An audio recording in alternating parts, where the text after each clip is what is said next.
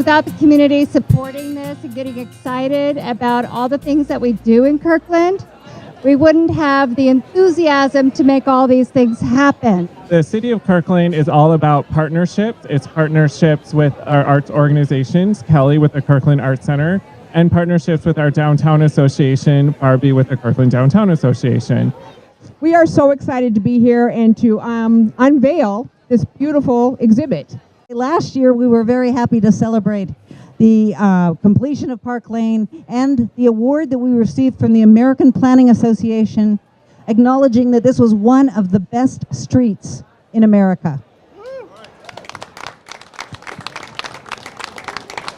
This year, we're celebrating the Pareidolia people. The City Cultural Arts Commission wisely understood that people want new experiences and that they view places like Park Lane as very special.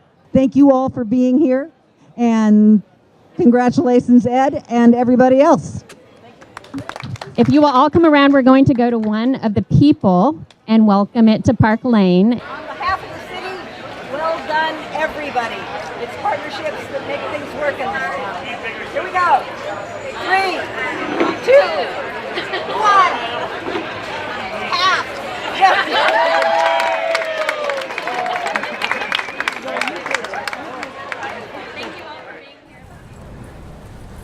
The title of this exhibit is Pareidolia people. It's a term that's used when you see animate objects inside inanimate type materials. For instance, if you look up at the sky and see clouds and you see the figure of a dog in the clouds, that is an animate object inside an inanimate background. And that's what this exhibit is all about. It's about seeing people inside of city objects. And for instance, this sculpture behind me is my rendition of one of the old-fashioned traffic signals.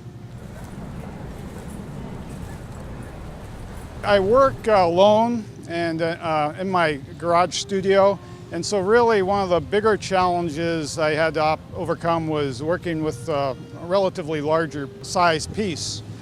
Just physically moving them around, getting them from point A to B through the different phases of the construction of the pieces.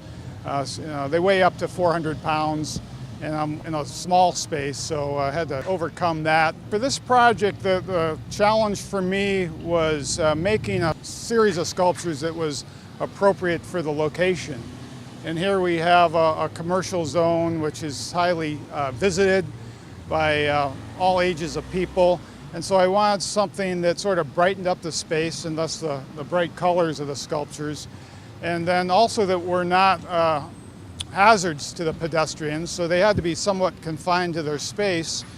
And then on top of that, I wanted the people to be intimate with the sculptures. Each one of these plinths is actually a bench where people can sit beside the sculpture. But at the same time, I didn't want them to be hazardous in any way with sharp edges or something that a child could climb on and get injured. And so those were some of the considerations that went into the project. I start with sketches. I might see a vision of a person in a city object, and I'll make a sketch in my sketchbook. And then I'll put it on the computer and make a 3D model of it. And from there, I can make the parts for the pieces, and I typically also make a maquette, a small model. And so I like to not be surprised or have surprises when I build the sculpture. I've recently gone from more a desktop-sized sculpture to landscape and larger sizes. And that sort of has made my transition into public art. I like seeing art in an installation setting, like an outside, just like something like this. And when the art is designed to fit the setting, I find it more appealing.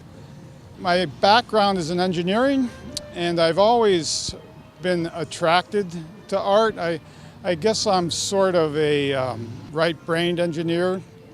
I'm not afraid to draw lines that aren't parallel or perpendicular to each other.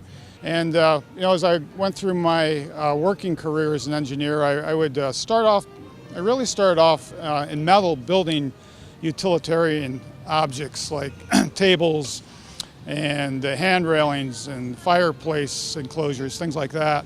until I ran out of home improvement ideas. And then I started building sculpture.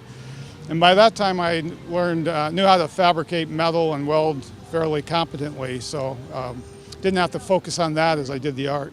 I'm sort of winding down the engineering career and building up the art career. And so I hope to do more work like you've seen here, more public work, either locally or regionally. I'm just trying to get some success there.